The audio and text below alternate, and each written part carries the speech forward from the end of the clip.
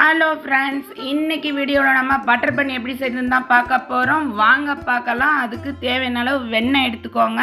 அது கூடவே சர்க்கரை இல்லைன்னா நாட்டு சர்க்கரை போட்டுக்கோங்க. அப்புறம் காய்ச்சி ஆற வச்ச பாலை கொஞ்சமாக ஆட் பண்ணி நல்லா கலக்கி விட்டுக்கோங்க. வெறுமனே பட்டர் ஆட் பண்ணால் ஒரு மாதிரி டைட்டாக இருக்க மாதிரி இருக்கும். இது பால்லாம் மிக்ஸ் பண்ணிங்கன்னா கொஞ்சம் இலகுவாக இருக்கும். அதுக்கப்புறம் நல்லா பன்னை எடுத்து ரெண்டாக கட் பண்ணிவிட்டு உள்ளே இந்த மாதிரி அப்ளை பண்ணிக்கோங்க. மேலாலையும் கொஞ்சம் நல்லா வெண்ணெயை நல்லா தடவிட்டு தோசைக்கல்லை சூடு பண்ணி அது மேலே வச்சு இந்த மாதிரி பட்டர் எல்லாம் தடவி விட்டு நல்லா டோஸ்ட் பண்ணி எடுத்திங்கன்னா சூப்பராக சுவையாக இருக்கும். இது இன்னொரு முறையிலையும் செய்யலாம். கூடவே கொஞ்சம் கொஞ்சமாக பால் ஆட் பண்ணி திருப்பி விட்டு எடுத்திங்கன்னா அதை விட இது இன்னும் நல்லா சூப்பராக சாஃப்டாக இருக்கும்.